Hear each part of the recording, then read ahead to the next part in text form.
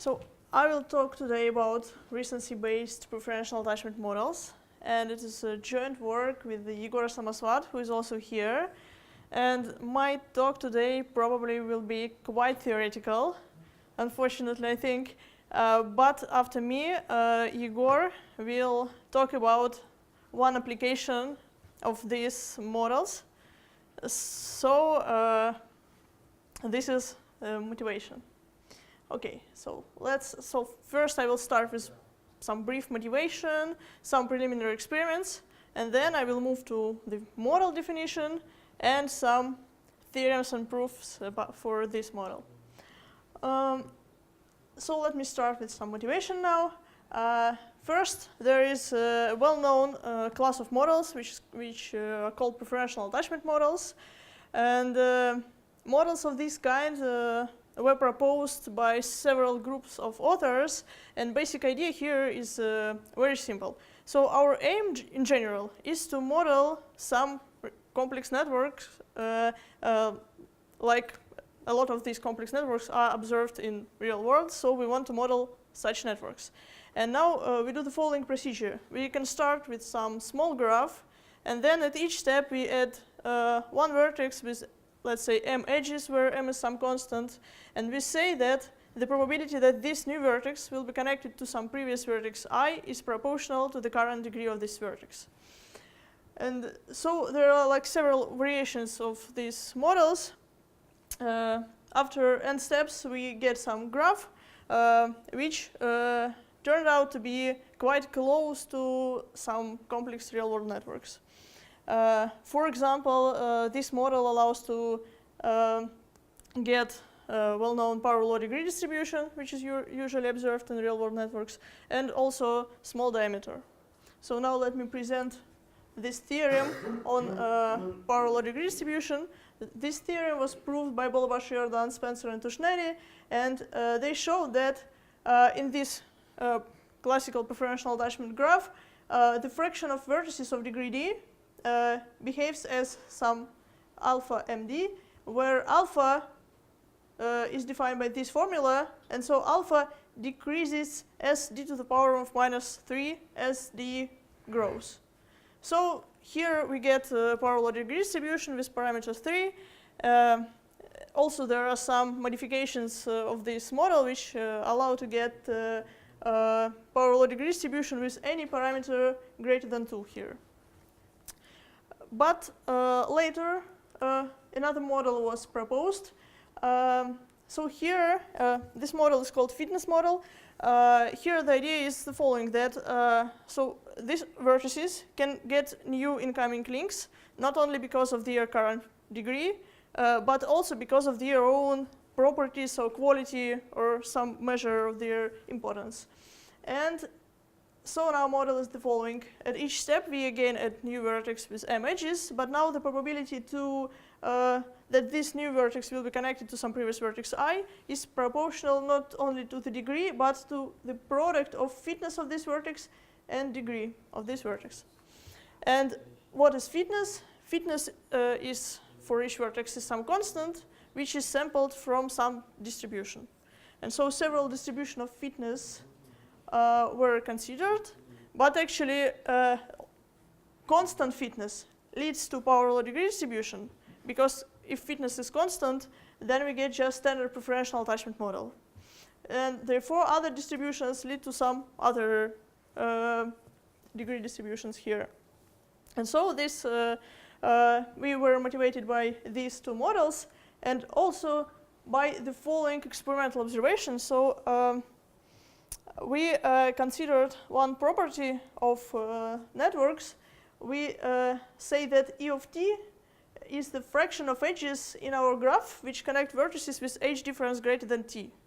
So we try to measure, let's say, how many long edges we have. So now for now we assume that for each vertex we know timestamp when this vertex was actually created.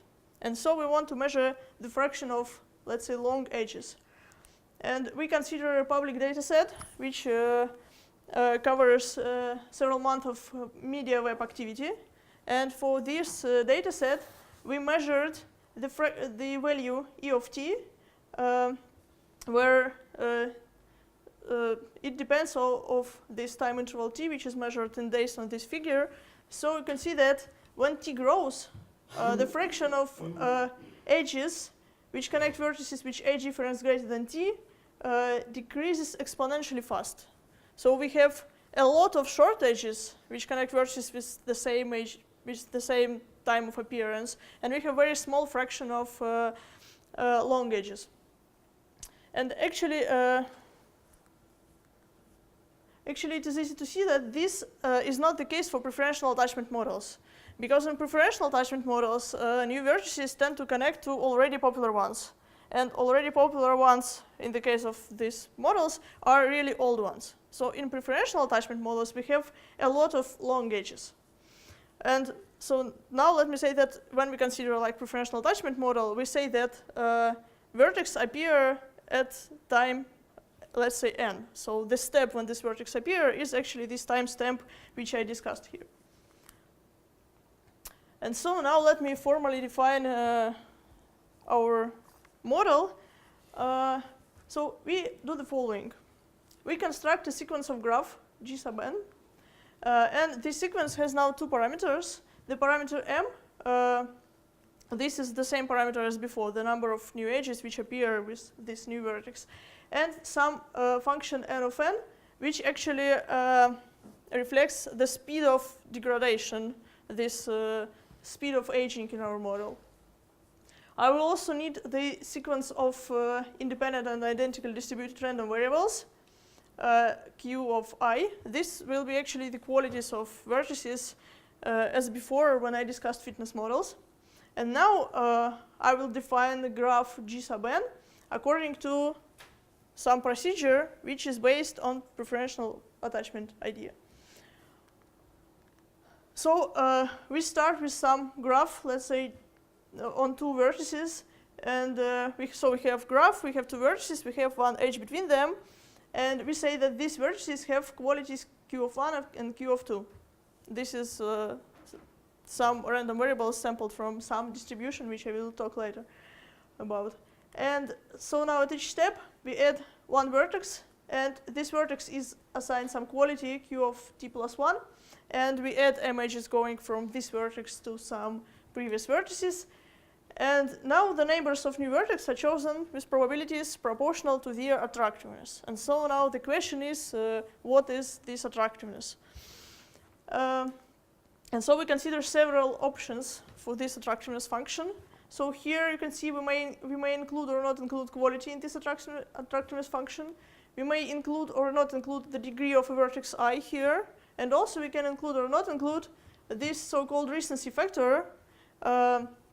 This last one actually means that the probability to choose some vertex I decreases exponentially with its age. So here t minus I is current age of the vertex I. And here we have this factor n, which actually, as I said, reflects the speed of this degradation.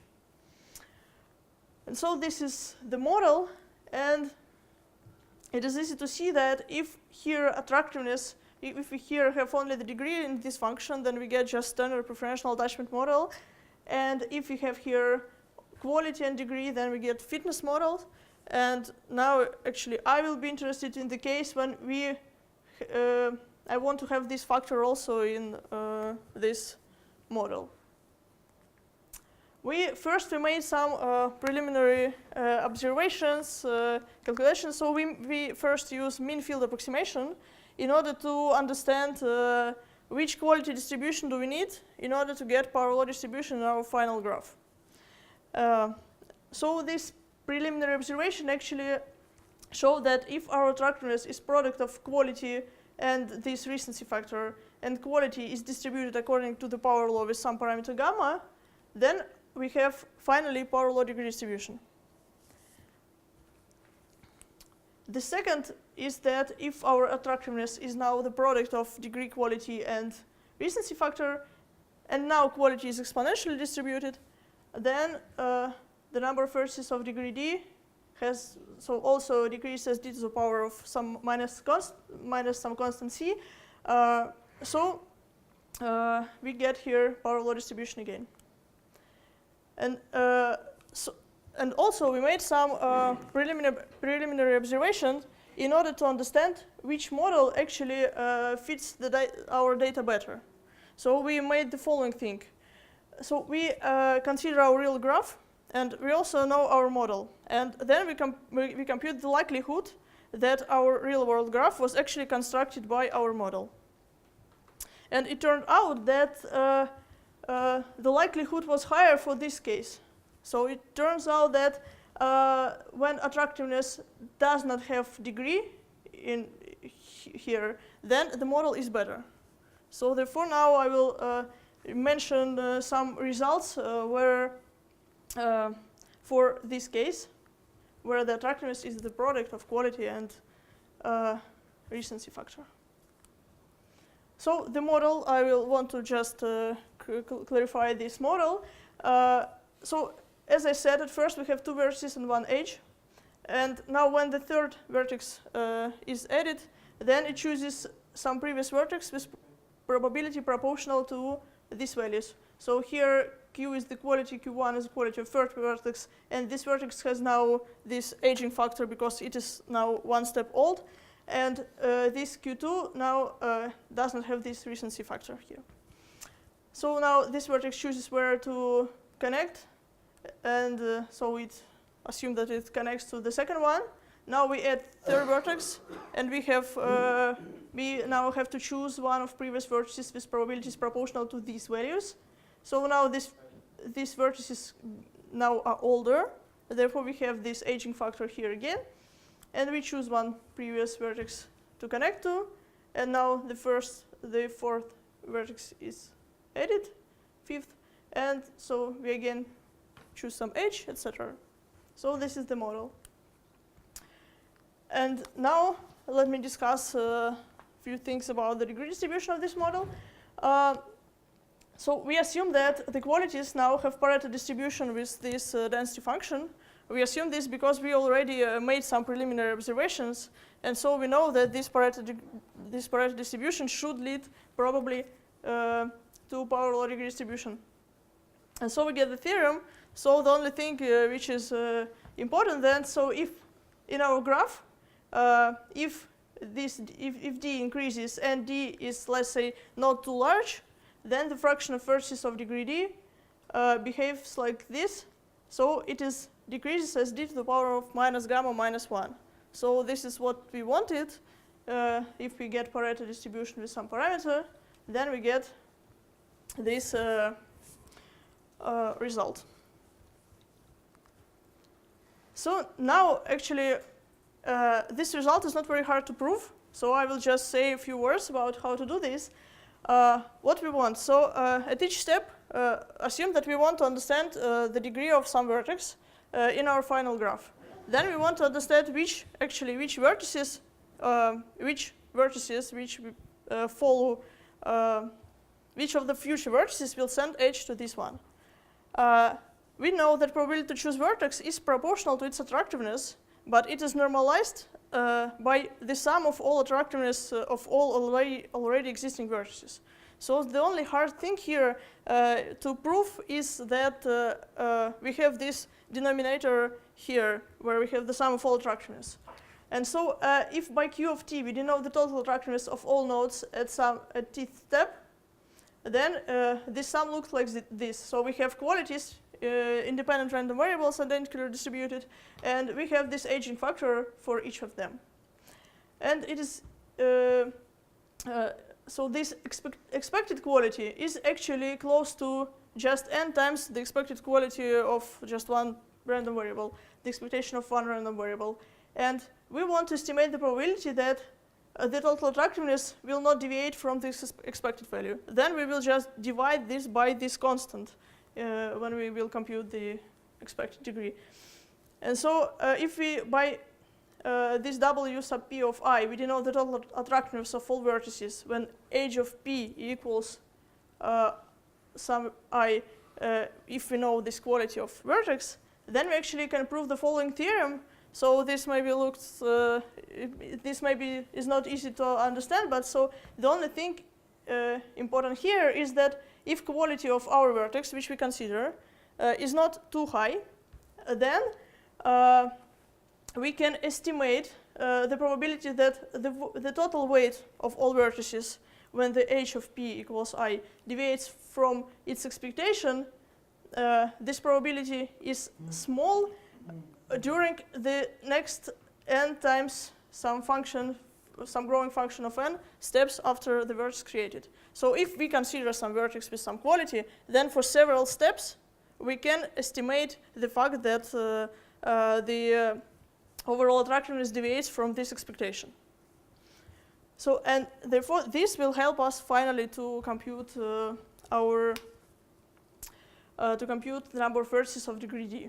Let me probably skip this proof. It's quite simple, but now let's discuss how we estimate this the number of vertices of degree d. So let rho of qd be the probability that the degree of some vertex p equals d given its quality.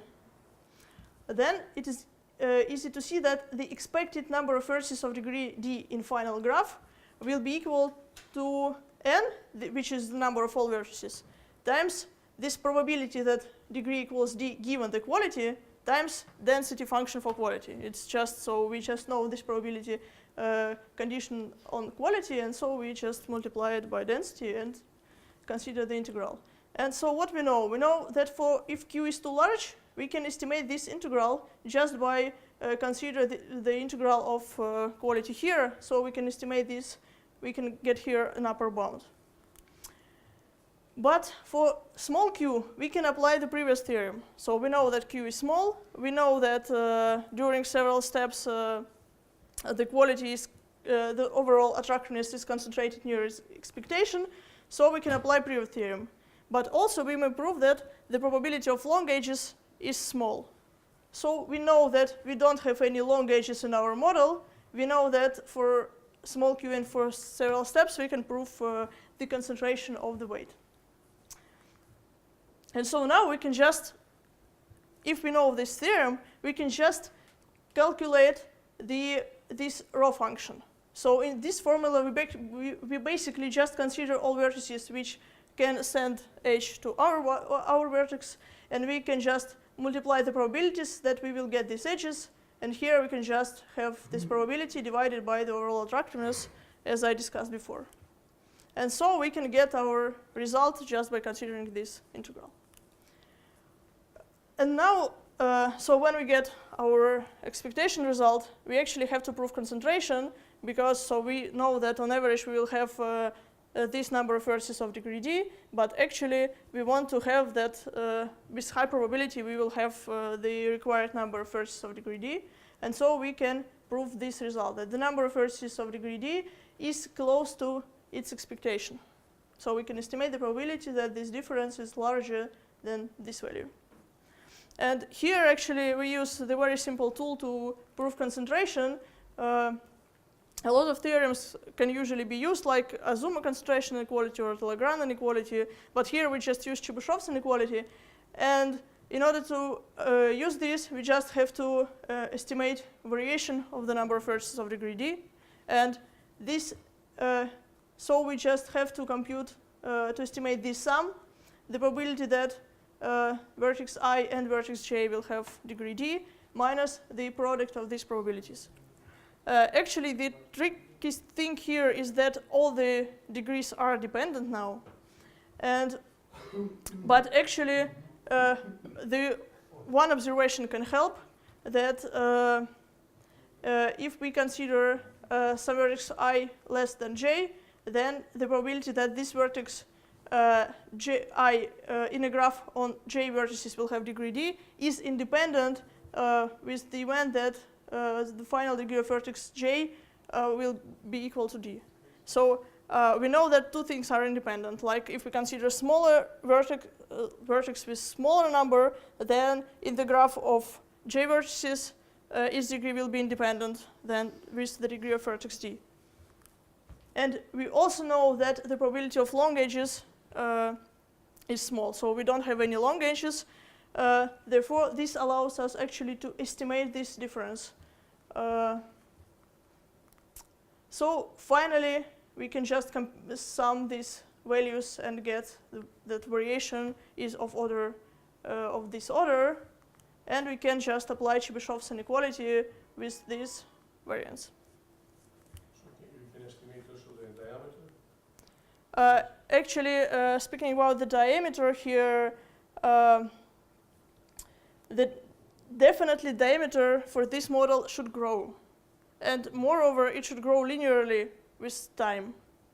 It should be of order small n over large n, something like this.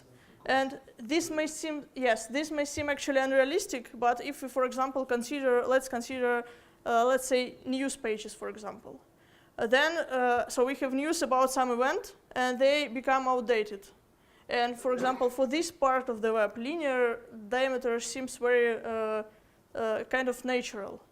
Because, so from, let's say, from some news page, we can reach only recent pages. And from this recent news, we can actually reach some news before. Maybe the diameter actually is small in this case because we have these archive pages which actually can link to all like previous news, etc. But so for this model, linear diameter is quite expected, right? But not small. Yes, but not small. And the last thing which I want to discuss briefly is that we actually, for this model, we get this recency property which I discussed before. So let me recall that E of t is the fraction of edges which with age difference greater than t. And so here in our graph, for any t, we get this expectation for the value E of t, which is this value. So we can see that we actually get exponential decay with some parameter n here. And finally, it is very easy to show concentration in this case, so that this E of t is close to its expectation. Here, actually, it is quite easy to show concentration, much easier than before, because all different edges are actually independent with each other. So before, when we proved concentration, we knew that the probability that vertex I will have degree d is dependent with any probability that any vertex G will have degree d. But now we know that all different edges are independent, and here we easily get this concentration. So that's all, and applications will be in the next talk.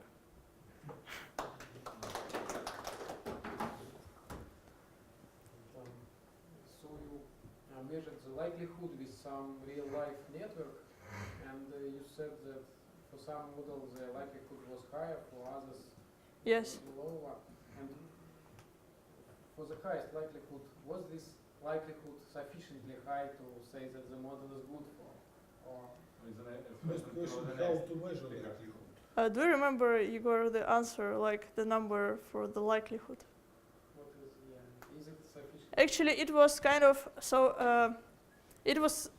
first of all, let me say what we did, like in more details. So first of all, we take, for example, this preferential attachment model, right, and try to measure likelihood for this model. I don't remember a number, I will find it maybe later. Second, we noticed that it is important when we adapted, so we adapted this model to real life. So first we divided all pages by hosts. It is very important because the probability that two vertices will be connected inside one host is higher than between hosts.